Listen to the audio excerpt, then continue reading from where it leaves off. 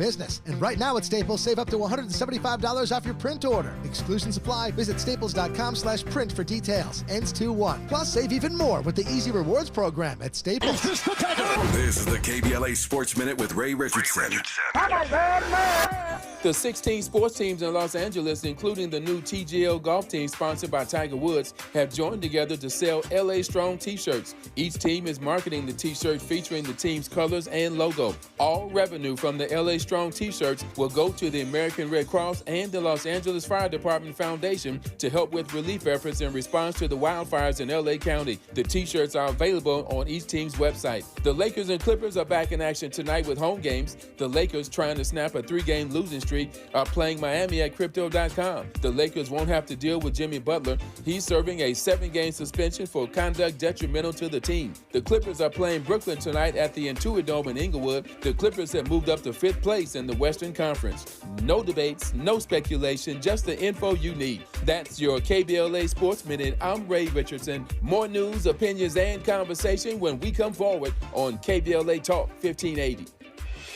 KBLA Talk 1580 stands with you, neighbor to neighbor, bringing you resources and what you need to know. Sign up for Notify LA on your phone to get fire danger alerts and updates, or check on lafd.org. The Watch Duty app is free and provides wildfire maps and updates in real time. Keep your gas tank full and plan your route in case you have to leave the area. City and county officials are urging you to pack a go bag so you can be ready to leave your home quickly in case of an evacuation order. Your go bag should include a couple of days of clothing, copies of your important documents and ID, money, insurance information, your medications, electronic devices, batteries, chargers, a small radio, and emergency contacts. If you receive an evacuation order, gather your loved ones, grab your bag, your pet food, and leave immediately. For information on shelters for your pets or even your family, call 211 for the City of Los Angeles and 311 county-wide. Wearing a mask outside will help protect you from smoke, toxic fume, and particulate matter.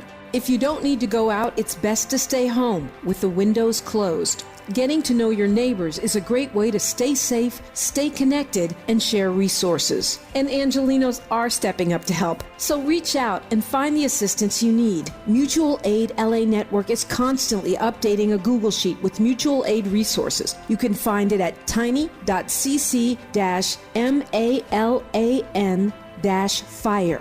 The earlier you make a plan, the better off you'll be when every second counts. Praying for LA, preparing, and standing with you. KBLA Talk 1580.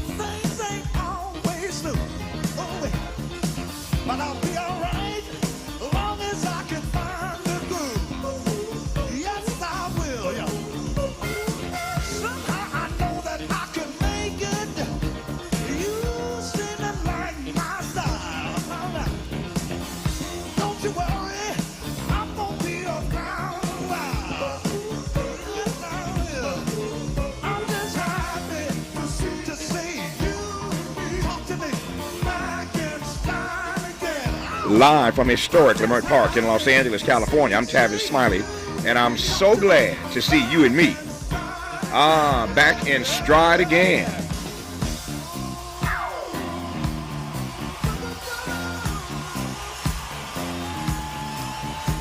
Before we get started with today's show, let me invite you to follow me on Facebook and Instagram at The Real Tavis Smiley, and get updates on X, that's formerly Twitter, at Tavis Smiley. By the way, should you miss any part of today's program or want to catch up on previous shows, you can always visit thetavissmileyshow.com.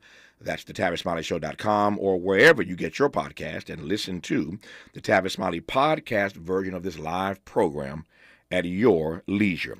Another great show on tap for you today. First, though, the calendar reads January the 15th, and so we start today's show by wishing a happy birthday to Dr. King. say to America is be true to what you said on paper.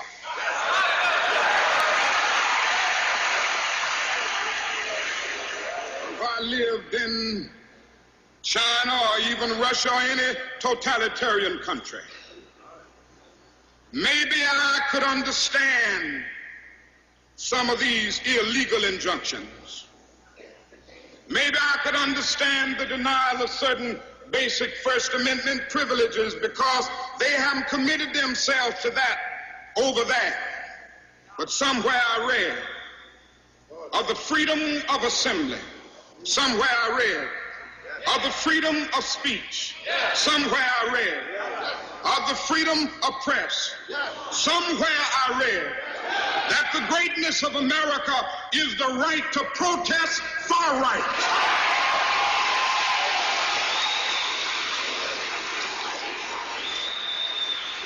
And so just as I say we aren't going to let any dogs or water hoses turn us around, we aren't going to let any injunction turn us around.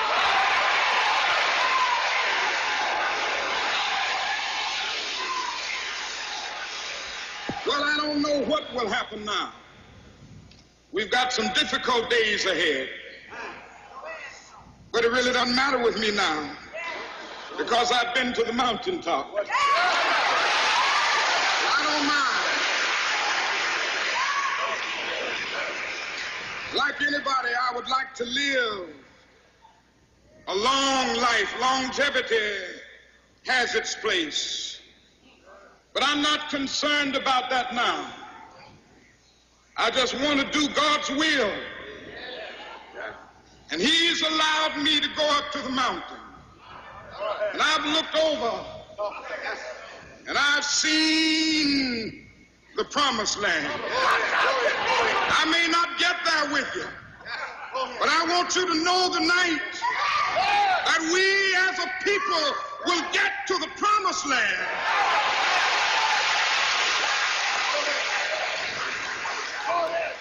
So I'm happy tonight. I'm not worried about anything. I'm not fearing any man. Mine eyes have seen the glory of the coming of the Lord. He is, for me, as you know, the greatest American this country has ever produced. And we are all struggling with what it means that Donald J. Trump will be inaugurated on his holiday as the next president of these United States. But today is his actual birthday, January the 15th, and so you know me, I wasn't going to start nowhere else but sharing some love, gratitude, thanksgiving for the life, the legacy, the work, and the witness of Dr. Martin Luther King Jr. There you have it. Happy birthday, Dr. King. Now, to the rundown. In our second hour today, two conversations. Up first, Bianca Tylick, founder and executive director of Worth Rises. She shares her thoughts on inmates serving as firefighters, or as she sees it, the exploitation of inmates by the prison system. On the B side of hour two, Dr. Starsky Wilson, head of the Children's Defense Fund, on the future of America's children and families in Trump 2.0. In our third hour,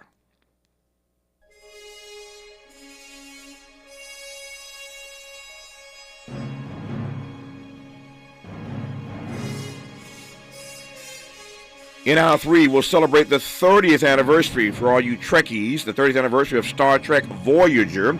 We will talk with actor Tim Russ from the series and Dr. Hakeem Oluseyi about black folk in outer space, on the screen, and yes, in real life. Should be a fun third hour. In this first hour, he teaches a course at Amherst College called The Death of American Democracy. You a bad professor. You are a bold professor when you have a course that is titled The Death of American Democracy. His name is Austin Serrett. I am pleased to have him on this program, and when we come forward, we'll commence a conversation with him for the hour on Tavis Smiley. From the Mert Park with love, this is Tavis Smiley.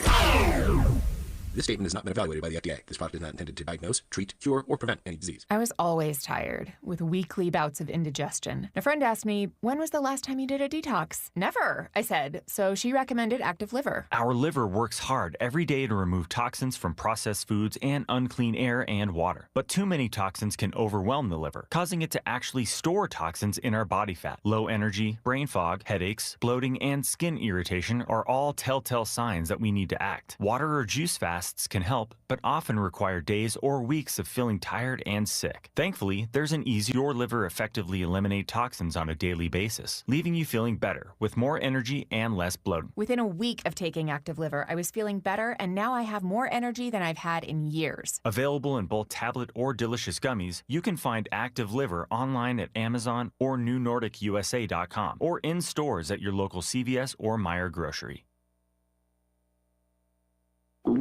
Oh no, stomach issues again? Stomach issues? Who are you? Your pancreas. I could be the real reason for your diarrhea, gas, bloating, stomach pain, or loose oily stools. I thought it was my stomach. People often do, but any of these symptoms could mean having a condition called exocrine pancreatic insufficiency, or EPI. With EPI, the pancreas doesn't release enough enzymes to break down food, but EPI is manageable. Use the symptom checker on identifyepi.com and speak with your doctor. That's identifyepi.com. Sponsored by AbbVie. Our daughter Jessie loves playing detective. A clue. But since we discovered she has sensitive skin, we've been playing detective too. We thought the problem was our puppy. But it was actually our old detergent. Aha. So we switched to Tide Free and Gentle. Tide Free and Gentle provides an excellent Tide clean, and it doesn't leave behind irritating residues like dyes or perfumes, so it's gentle on your skin. Case closed. If it's got to be clean, it's got to be Tide Free and Gentle. We gon' be alright.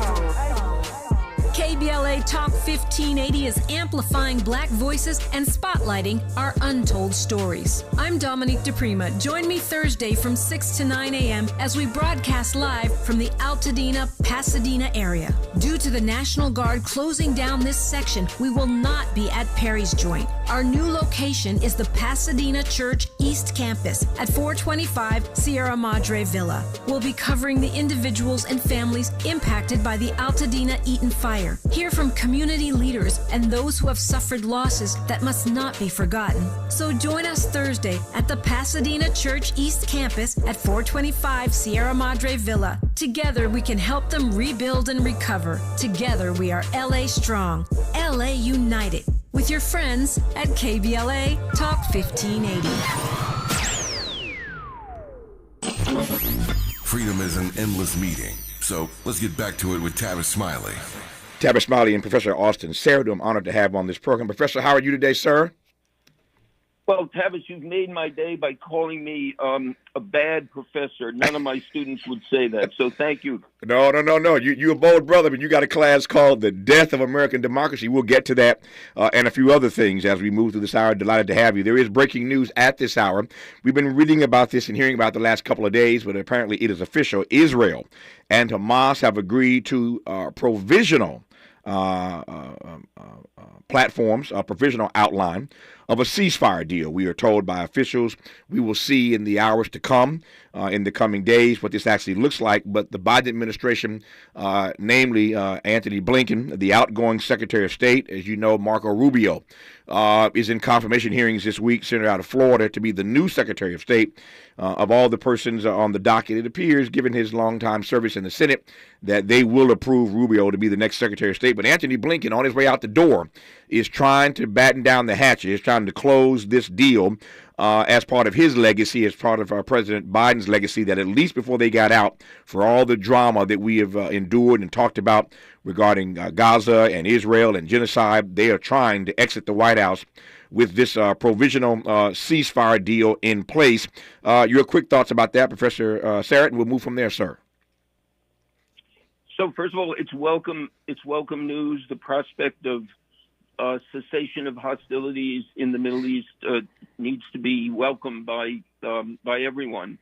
The struggle to extricate the hostages that have been held for a very, very long time has been a difficult one. And really, my mind goes back to Jimmy Carter, the last days of Jimmy Carter. That's right. President Carter tried very hard before he left to get the hostages American hostages out of Iran, and he kind of failed. The Iranians just released them, I think, just after Ronald Reagan was inaugurated. That's so right. There's some vindication for President Biden's longstanding efforts to attain a ceasefire in the Gaza Strip. Yeah, I'm glad you made that reference. For those who were around then and recall, or for those who are students of history and have studied this, the same thought ran through my mind that ran through Professor Sarrett's mind, and that was Jimmy Carter, who we just funeralized days ago.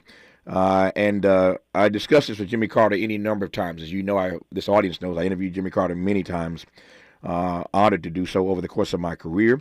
And he and I discussed this, and I always felt bad for him because he had worked so hard, and in part, he only had one term because of that Iranian hostage crisis. That was part of it. There were high gas prices as a result, et cetera, et cetera. But it was that crisis with those hostages that got Jimmy Carter in a whole lot of trouble. But he stood steadfast and would not negotiate on the terms that they wanted to release those hostages. He does all this work.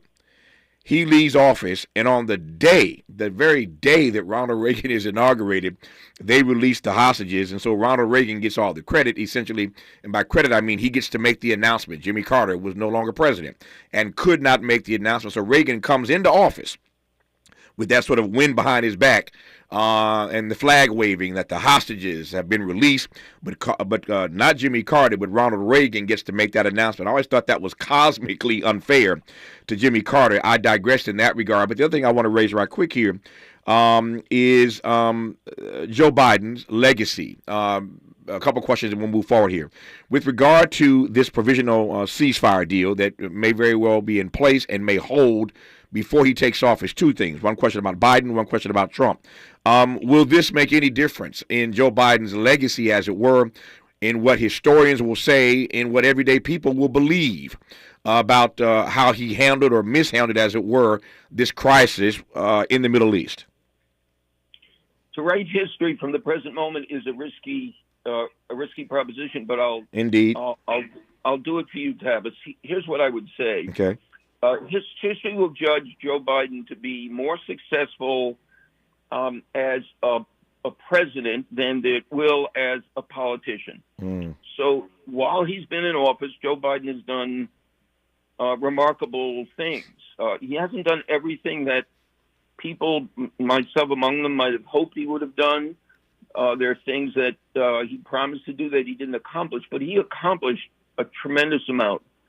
As a politician, I think he made a terrible miscalculation in his decision to seek re-election and put Kamala Harris in a very difficult position by dropping out so late and after that disastrous debate performance. So I think history will be kind to him on the question of his term in office. It'll be less kind to him as it judges him as a politician. Never thought about it quite that way, but that's why you're the professor and I'm just a talk show host. But that frame makes sense to me. I said one question about Biden, one question about Trump. Here's the Trump question. Again, in case you've just tuned in, there is breaking news that Israel and Hamas have agreed to a provisional outline of a ceasefire deal. This could happen and likely will. Just before Joe Biden leaves office. And again, Professor Sarrett and I were just talking about the fact it reminds us of the Jimmy Carter era. Just as he was leaving office, he was trying desperately to get those hostages out of Iran. It happened once Ronald Reagan took over. So we'll see if Anthony Blinken and Joe Biden can bring this baby home between now and noon Eastern on January the 20th, when the peaceful transfer of power will take place. The Trump question is simply this. We all recall Donald Trump saying days ago that if those hostages in Gaza are not released by the time he takes office, all hell was going to break loose. That's what he said. All hell's going to break loose if these hostages have not been released by the time I take office. What do you make of that statement, and how would you link that statement, if in fact you would at all, to this breaking news? I think that the process of getting a ceasefire was obviously incredibly complicated and incredibly difficult. I think that the prospect of having to deal with an American administration that might be even all the more sympathetic to the Israeli position might have moved the leaders of Hamas to say, let's take what we get now rather than what we might get after January 20th. I'm not sure that the rhetoric in and of itself, all hell will break loose, would have moved anyone, but the prospect of dealing with a President of the United States who in the past, in his first term, was all the more sympathetic to the Israeli position than the Biden administration turned out to be, might have played a role in moving them to close the deal now.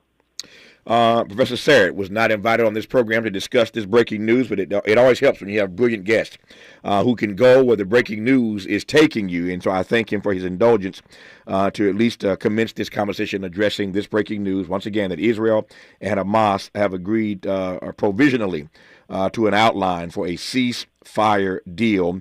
There you have it. Now, to the reason I invited you on, this is one of the reasons. Let me start with this. As I mentioned moments ago, Professor Sarrett teaches a course at Amherst entitled The Death of American Democracy.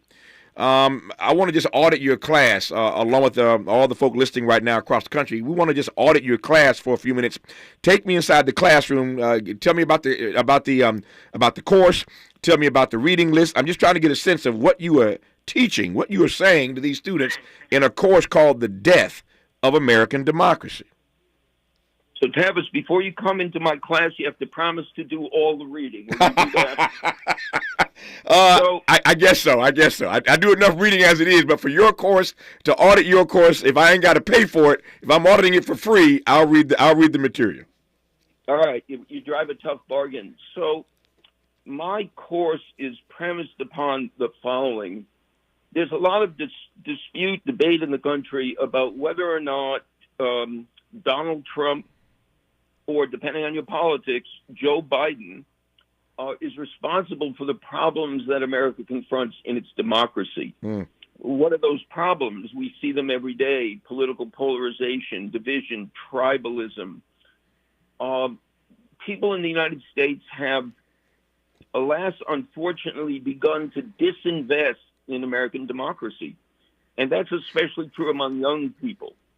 So what I try to do in my class is to ask them to step back from the present moment and to think about how it is that American democracy has gotten to the point where people regard each other not just as opponents, but as enemies.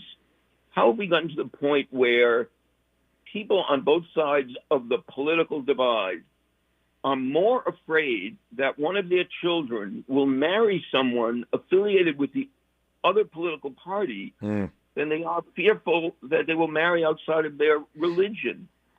So it's an effort to get students to step back from the present moment, take a big picture look about what is going on in this country that has produced the conditions in which American democracy is in such perilous position.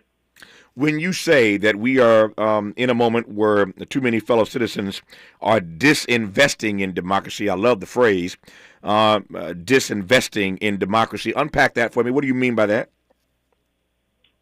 So surveys have been done that have asked the following question: how essential is it to live in a society governed democratically?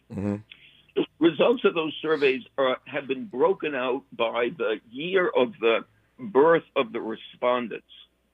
People my age, Tavis, I'm 77, people my age, roughly 75% of them say it's essential to live in a society governed democratically.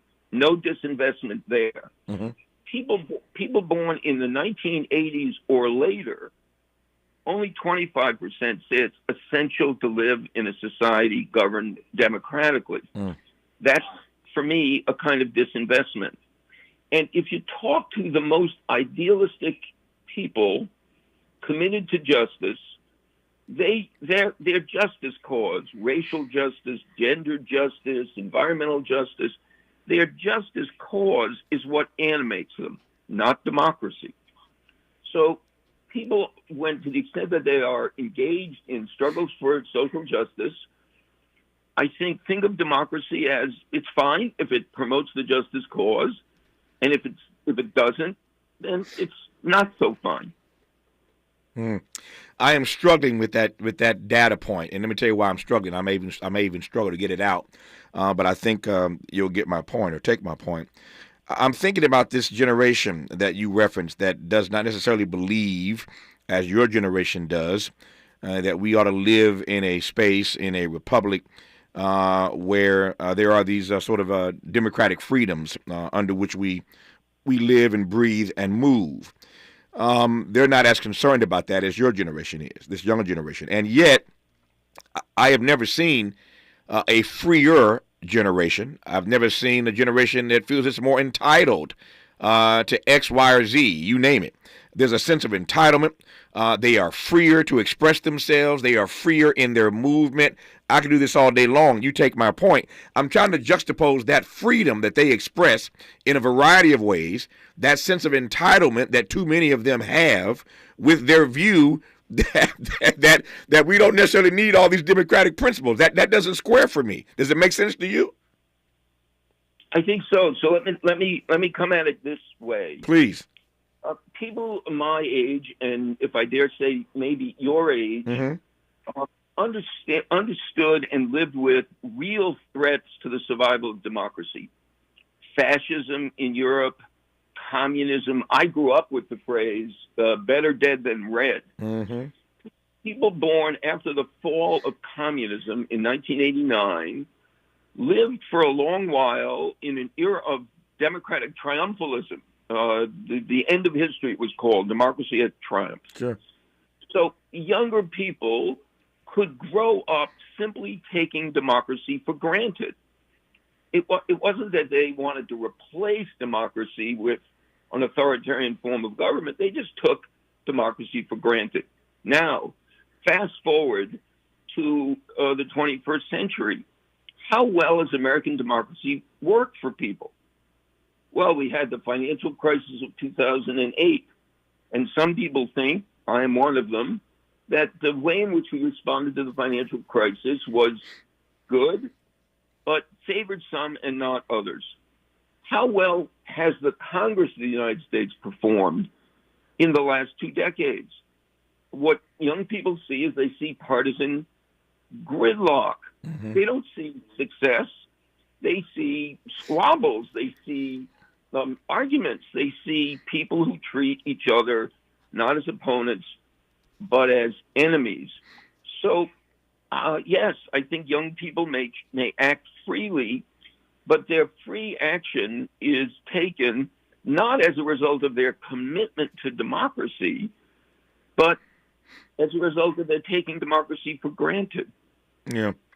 So my only retort, my only response to that, and we'll press forward, is that I hope that these young people are bright enough to make a distinction between our principles and our performance. Because this experiment in democracy, and I call it, Professor Sarah, an experiment in democracy, because I don't think we're quite a democracy yet. We have a Madisonian framework for democracy that I don't think we've fully realized as yet. And if I had more time, I could even argue, if I wanted to, that we are, in fact, an oligarchy, a plutocracy with elections. That's a whole nother frame. But there is a distinct difference in my mind between the principles of democracy in which we believe and our performance, our enacting of those principles right now, which is obviously loathsome. No question about that. But I just hope we can make a distinction between the principles and the performance. And even if we are underperforming as a democracy, those principles have to hold. But for those principles, these young persons don't have the capacity. They don't live in a space where they can express all the freedoms that they choose to express. I digress. We'll leave it there.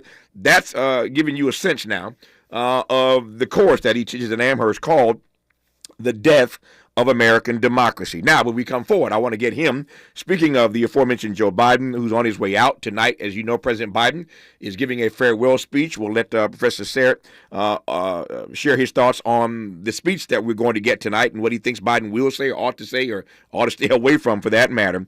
But I want to get him to grade Joe Biden on a particular issue that I want him to get Joe Biden, get him to grade Joe Biden on. I'll tell you what that issue is when we come forward on Tavis Smiley. helping to stretch your moral and political imagination. This is Tavis Smiley. Welcome to Staples. I am so pumped. My business is going to kill it this year. Awesome. How can I help? First, a new computer. With Staples Home and Office Hot Deals, you save big on tech. And new posters. Save on custom printing, too. And, a new chair? A chair? Who has time to sit? Maybe all your new clients? Now you're talking. With Staples Home and Office Hot Deals, you'll find huge savings on custom prints, storage, chairs, and tech. And now save up to $175 off your print order. Exclusions apply. Visit staples.com/print for details. Ends 2/1. Robinhood Gold members can now enjoy the VIP treatment, receiving a 3% IRA match on annual retirement contributions. With Robinhood Gold, the perks of the high net worth are now available for any net worth. The new gold standard is here with Robinhood Gold. To receive a 3% boost on annual IRA contributions, sign up at robinhood.com/gold. Investing involves risk. 3% match requires Robinhood Gold $5 a month for 1 year from first match. Must keep funds in IRA for 5 years. Go to robinhood.com/boost. Robinhood Financial LLC member SIPC. Gold membership is offered by Robinhood Gold LLC. I'm Bree Wood with 4 things you should know with BIN News. The Los Angeles wildfire's death toll has risen to at least 25. The Palisades fire has claimed 9 lives, and the Eaton fire around Altadena has caused 16 deaths. Senators continue questioning President-elect Trump's cabinet picks. Pam Bondi, former Florida Attorney General, is up for Attorney General, and Senator Marco Rubio is up for Secretary of State. Former First Lady Michelle Obama will not attend President-elect Trump's inauguration next week with no explanation given. Former President Obama will attend. Michelle Obama also missed former President Carter's funeral last week. And Wall Street had a mixed close after a volatile session. The producer price index showed a slight rise in wholesale inflation. The Dow gained 221 points, the S&P 500 rose 6 points, and the Nasdaq fell 43 points. I'm Bree Wood on the Black Information Network, your home for Black News First.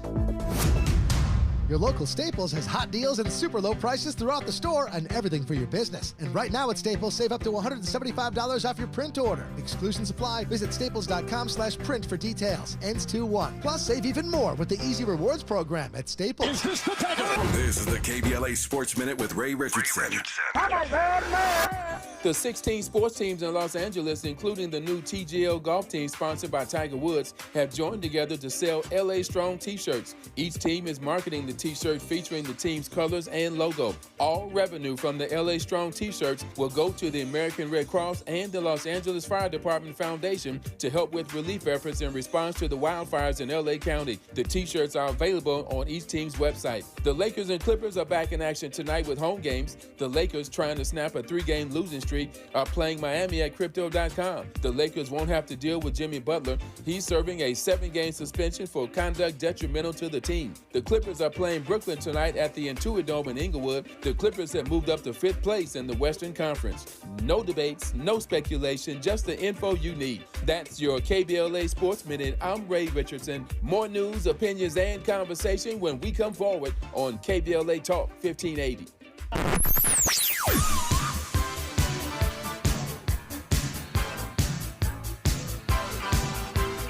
This is KBLA Talk 1580. Talk radio. That's music to your ears. We're unapologetically progressive. KBLA Talk 1580.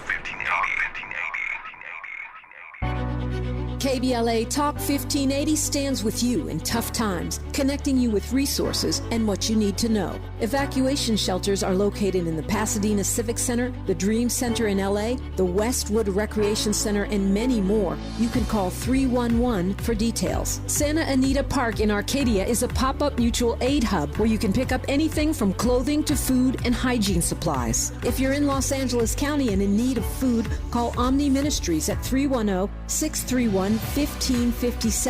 Donations can be made to Zelle, Omni Ministries, Inc. at yahoo.com. Parking Lot I outside of Rose Bowl Stadium is a pop-up mutual aid hub where you can pick up everything from clothing to food to hygiene supplies for free. To volunteer or donate to help victims of the fire, contact the LA Emergency Network at enla.org. The Cochran Firm and Ivy McNeil, Wyatt, Purcell and Diggs, Jasmine Canick, and others have launched a GoFundMe specifically targeting Altadena. Visit LA Fires. The impacted Black community urgently needs help on GoFundMe, and donate to help Black evacuees fighting for survival. Airbnb is offering free temporary housing to people displaced by the fires. Call 211 to sign up. The LA Chamber of Commerce is stepping up to help you sort out insurance claims and other paperwork. Reach them at 213-580-7500. South LA Cafe has free groceries, clothing, and water available at 1700 Browning Boulevard in LA. Track their giveaways or volunteer through their Instagram at South LA Cafe. U-Haul is donating short-term storage free of charge for 30 days to evacuees. Shelter for small or large animals can be accessed by calling 211. A Black-led coalition of community organizations is offering support and resources in the Altadena area at the Flint Ridge Center at 236 West Mountain Street in Pasadena. For comprehensive lists of resources for housing, food, shelter, and more, visit Mutual Aid LA Network on Instagram. Praying for LA and standing with you. KBLA Talk 1580.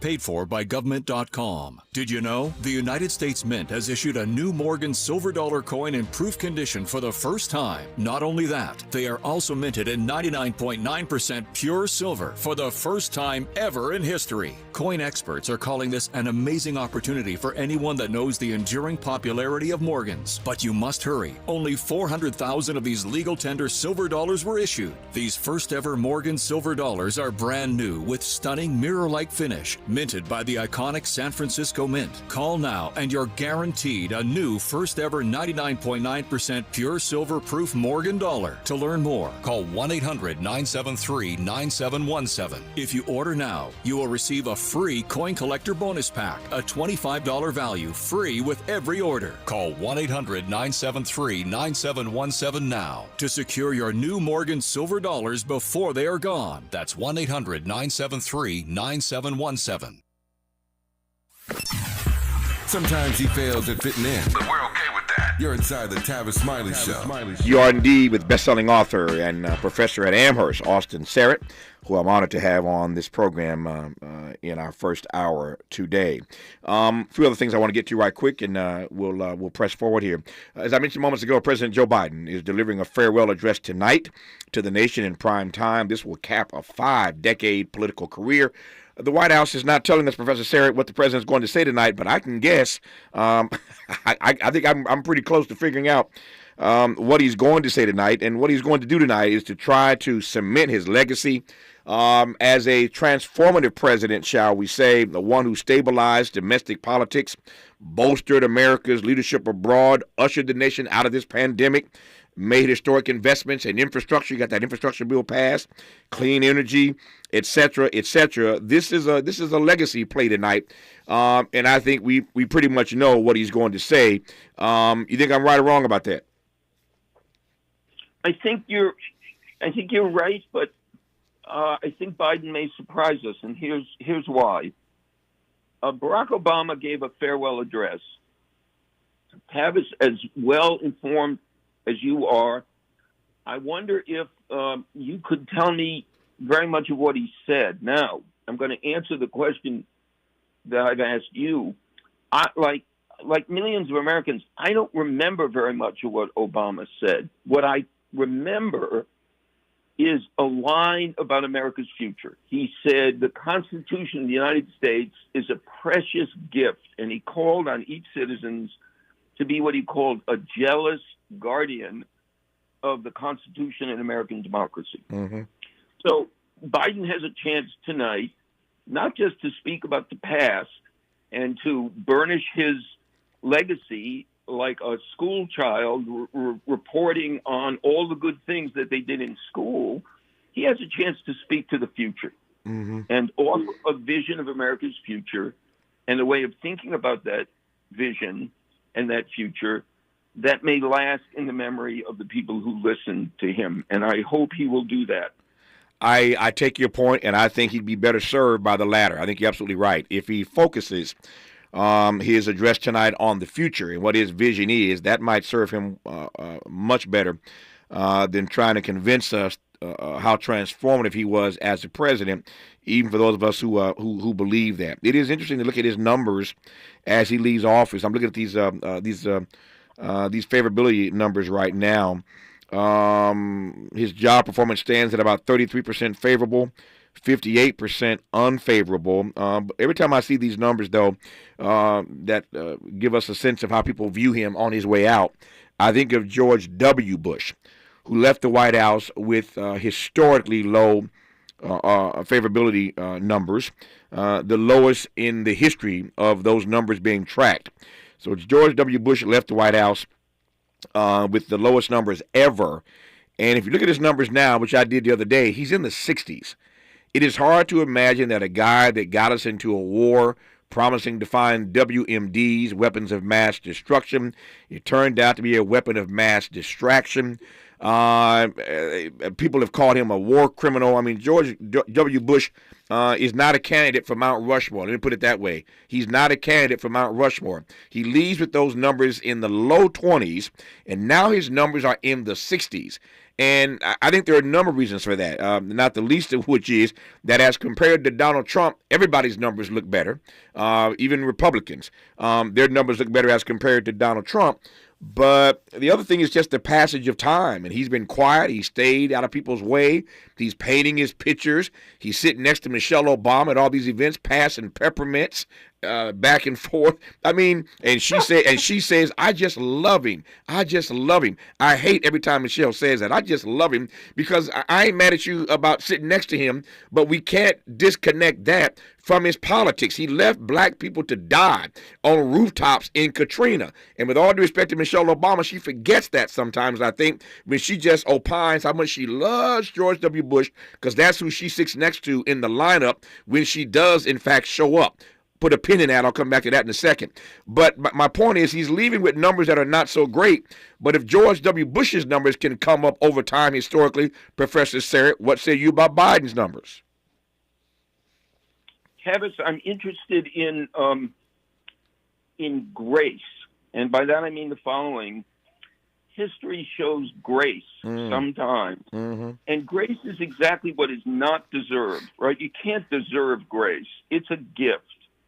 And I think that we can't know what history will say about Biden. I said a little while ago, look more favorably about him in terms of his record as president than in his decisions as a politician. Mm-hmm.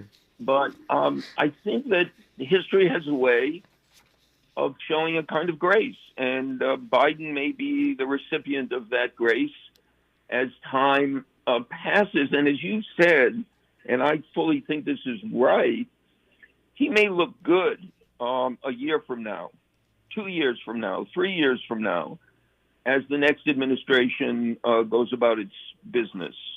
Yeah, I think you're right. Compared to Trump, anybody's numbers can come up, so we shall see. Speaking of Michelle Obama, we all saw that she chose not to attend the funeral of Jimmy Carter. And again, in this lineup, in that service, she would have been sitting right next to Donald Trump. You saw all the images of Trump and Biden having a moment. People were trying to read their lips to see what each was saying and why there was a grin on Obama's face. I don't know if they ever figured that out, but we all saw the images of Obama, President Obama, sitting next to President-elect Trump at the funeral of Jimmy Carter. Michelle Obama said, I ain't going. And yesterday she announces she ain't going to the Trump inauguration either. So Michelle is just not having it.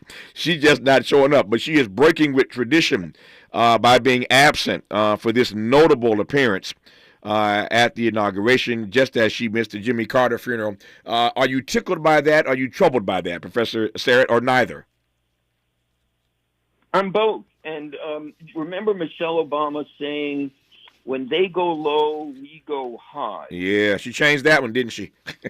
It may very well be that if you go low enough, Michelle Obama will refuse to keep trying to go high. So she has an unusual kind of dignity and presence, and where others may think, well, in the political moment, you act like your friends. She may have said to herself, "This line I cannot cross." Yeah. Nope, we all recall that phrase, when they go low, we go high. Well, Michelle apparently changed her own formulation. When they go so low, I just dip out. I don't show up. That's the new frame, I guess. I digress. When we come forward with Professor Austin Serrett, we'll get to that issue that I want him to grade Joe Biden on. You're listening to Tavis Smiley. From California to the Carolinas, everybody's listening to Tavis. More when we come forward. Are you 50 or older? This news is for you. The CDC now recommends you get vaccinated against pneumococcal pneumonia. Even if you're healthy, your age puts you at risk. People 50 or older are over 6 times more likely to be hospitalized with pneumococcal pneumonia compared to adults 18 to 49. Just one shot can help protect you. Learn more and schedule at vaxassist.com. That's VAXassist.com. Sponsored by Pfizer. Progressive presents Renter's MVP's Most Valuable Possessions. Today's MVP, Tom Kelly's carbon fiber mountain bike. Because more than riding his carbon fiber mountain bike, Tom loves telling people about his carbon fiber mountain bike. Friends, family, even a local barista knows about his carbon fiber mountain bike. And that's why Tom's carbon fiber mountain bike, if you haven't heard about it, is today's MVP. Keep your most valuable possessions protected by bundling your renters and auto insurance with Progressive. Progressive Casualty Insurance Company affiliates and other insurers not available in all states. We gon' be alright.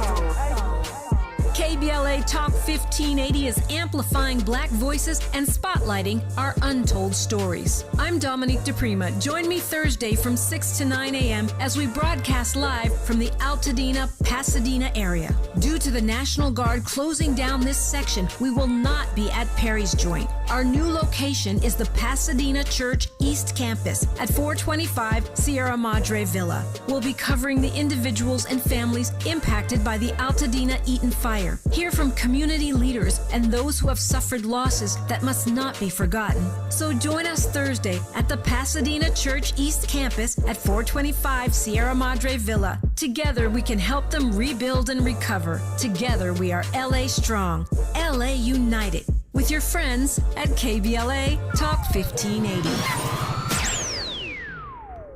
We ask seniors how to prevent Medicare scams.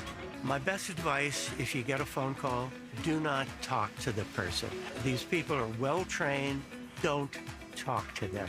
They don't know me. They're just trying to scam me. Don't be fooled. Hang up. Just hang up. Never give out your Medicare number. They're going to get your number to put in a false claim. If I get a call from someone, I don't pick up the phone, and should I pick up the phone and they ask for information, then I hang up. How do you detect Medicare fraud? Just like I check my credit card statements, I check my Medicare statements monthly. Scammers can get a hold of your number, order medical devices through your account, and you're not even going to know about it if you don't look at your statement. Check your statement every month. If you get your statement and you see something that you know you did not have done, you report it. Call your senior Medicare Patrol. To report Medicare fraud, call the Senior Medicare Patrol at 855-613-7080. He's a paradigm pioneer and the top-rated African-American talk show host in the nation, according to Talkers Magazine. You're tapped in with Tavis Smiley right now. There's been a lot of talk, Professor Serrett, as you know, watching my time getting away from me here. A lot of talk about Joe Biden and these pardons, particularly and especially after he pardoned his son Hunter. We were told by Karine Jean-Pierre, the president's spokesperson the other day, that there will likely be another round or two of pardons. I thought that on this day, Dr. King's birthday, we might get a word of some pardons, and the day is still young; it's not over yet. The focus is primarily today on his primetime speech tonight. So politically, I'm not sure it's wise for them to be sending two messages out to get ahead of themselves. So my sense now is that he may not put that pardon list out today because he wants the focus to be on his speech tonight. That's just politics 101. You don't want to send out multiple messages on the same day. That said, he only has a few days left until 11:59 a.m. Eastern Time, January the 20th, to pardon whoever else he may pardon. But we are told that there are some more pardons coming. We will wait and see what that looks like. That said, a lot of conversation about that. Not so much conversation about the death penalty, those sitting on death row. You recall that Joe Biden pardoned everybody sitting on death row except for 3 people, those 3 mass murders, including Dylan Roof, who went into Mother Emanuel Church down in South Carolina. So he didn't pardon those 3 persons, but I say all that to get to a point of asking you what your read is of Joe Biden on the death penalty abolition. Did he pass that test? The only thing consistent about what Biden did about the death penalty during his time in office was its inconsistency. So he's the first American president in American history to be openly against the death penalty, and he ran as an abolitionist. But the way in which he conducted himself about the death penalty was, I would say, at best, ambivalent. They declared a moratorium; no one would be executed. At the same time, they initiated new capital prosecutions, and they defended in the courts the existing death sentences of everyone on the federal death row. So the commutation of 37 of the 40 death sentences, in my view, was a long overdue recognition of the injustices associated with the American death penalty. And look, my view on the death penalty is quite simple. We could say as human beings that someone, quote, deserves to die because of the horrible things that they've done. But we know we live in a world in which there are other moral virtues than giving people what they deserve. And the death penalty in the United States does not make us a safer, a saner, or a healthier society. So I don't feel great sympathy for the 37 people whose sentences he commuted. Some of them did perfectly dreadful things. But I don't think we would be better if we saw what we saw at the end of the Trump administration, which was another execution spree. Yeah. A final word about this when we come forward in our remaining moments with Professor Austin Serra. He has authored a couple of books on the subject, so he knows what he speaks. One is entitled The Death Penalty in Decline. The other is called Lethal Injection and the False Promise of Humane Execution. Once again, he's an expert on the subject. Our remaining moments with him when we come forward on Tavis Smiley. This is getting good. Yeah, man. Tavis Smiley continues when we come forward. Cashback is not available on gas in New Jersey and Wisconsin. Hey, good morning. You're heading the airport, right? Yep, thanks for checking. I like the car. How long have you been a rideshare driver? About 3 years now, but I really enjoy it. Isn't it hard to make money these days with the price of gas being so high? Not for me. I use Upside, the free app that gives you cash back for every gallon of gas you buy. Wait a minute. Are you saying you actually get real money back when you get gas with the Upside app? Yep, I get real cash back every time I get gas. Does that actually add up to anything? I'll make around $200 to $300. Wow, that's serious extra cash. I'm downloading the Upside app now. Download the free Upside app now to earn real cash back every time you buy gas. Use promo code MOTOR for an extra 25 cents a gallon bonus on your first tank. You can cash out anytime right to your bank account, PayPal, or a gift card for Amazon and other brands. Just download the free Upside app and use promo code MOTOR for a 25 cents a gallon bonus on your first tank. That's code MOTOR. Hear that? That's the sound of your life. Perfectly imperfect. Beating in rhythm to the world you've created. But every time you drive after drinking, the music gets drowned out. Your life sounds pretty great. Don't let a buzz ruin it. Buzz driving is drunk driving. Don't drive buzzed. A message from NHTSA and the Ad Council. KBLA Talk 1580. We've got a lot to talk about. KBLA Talk 1580, connecting you with services and solutions. LA LA County's new Justice Care and Opportunities Department, or JCOD, is here to support justice-involved individuals and their families. The JCOD Support Center is now taking calls at 1-833-LACJCOD. That's 1-833-522-5263. Available 7 days a week from 6 a.m. to 11 p.m., the Support Center is your one-stop shop for re-entry issues and court support. They offer court reminders, connections to local services, transportation assistance for housing, court appearances, and childcare. The JCOD hotline provides personalized help to connect you with services that you need. And don't forget to check out justiceconnect.org for more information. Remember, it's free and available every day at 1-833-522-5263. This is a community call to action from KBLA Talk 1580. Taxes was waiting around for your taxes to be done, which led to worrying about not getting any money back. Now Taxes is matching with a TurboTax expert who can do your taxes in a day to get you up to $4,000 fast with a refund advance loan. Now this is Taxes. Intuit TurboTax. Get an expert now on TurboTax.com. Expert filing only available with TurboTax Live Full Service. Refund advance has $0 loan fees and 0% APR. Refund advance loans may be issued by First Century Bank, N.A. or WebBank. Terms apply. Subject to approval. Freedom is an endless meeting. So let's get back to it with Tavis Smiley. Tavis Smiley and Professor Austin Sarrett, who holds forth every day at Amherst College. Honored to have had him on for this hour. I got about 3 minutes left. And I want to circle back one more time here to this death penalty conversation. Specifically your text, the death penalty in decline. I want to offer as an extra question this. Are we moving, never mind what Joe Biden did or did not do at the federal level, broadly speaking, across the nation, are we moving in the right direction or not as it relates to the death penalty? We're in the period of national reconsideration of capital punishment. The death penalty is in decline in the United States. We know this from looking at the number of death sentences. So if you go back 30 years, around 300 people a year were receiving death sentences across the country. Last year it was in the 20s. If you go back to the high point of executions in a single year in the United States, 98 people were executed in the year 1999. Again, last year it was in the 20s. And if you look across the country, fewer and fewer states are actually carrying out executions, even if they have the death penalty on the books.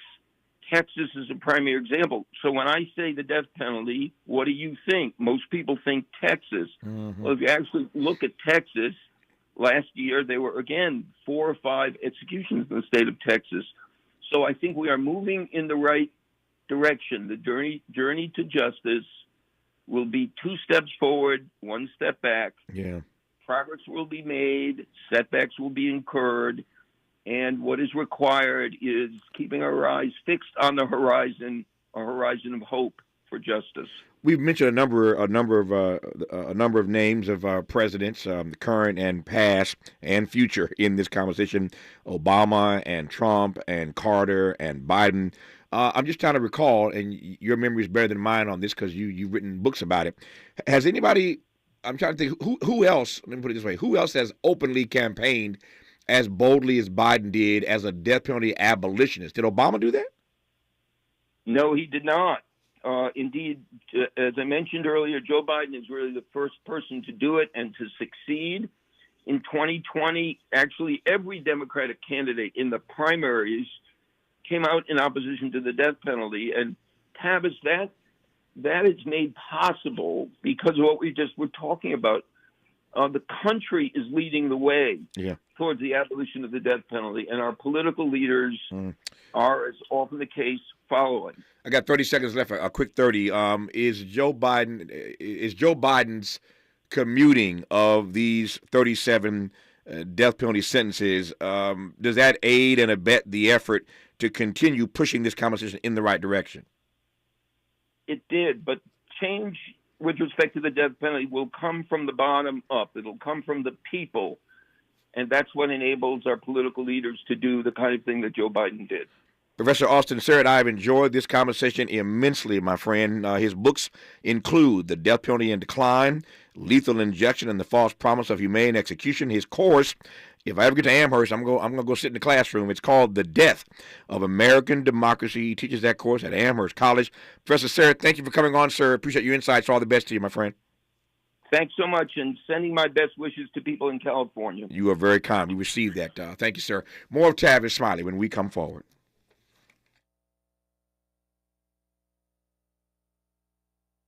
KBLA 1580 Santa Monica. I'm Bree Wood with 4 Things You Should Know with BIN News. The Los Angeles wildfire's death toll has risen to at least 25. The Palisades fire has claimed 9 lives, and the Eden fire around Altadena has caused 16 deaths. Senators continue questioning President-elect Trump's cabinet picks. Pam Bondi, former Florida Attorney General, is up for Attorney General, and Senator Marco Rubio is up for Secretary of State. Former First Lady Michelle Obama will not attend President-elect Trump's inauguration next week with no explanation given. Former President Obama will attend. Michelle Obama also missed former President Carter's funeral last week. And Wall Street had a mixed close after a volatile session. The producer price index showed a slight rise in low prices throughout the store and everything for your business. And right now at Staples, save up to $175 off your print order. Exclusions apply. Visit staples.com/print for details. Ends 2/1. Plus, save even more with the Easy Rewards program at Staples.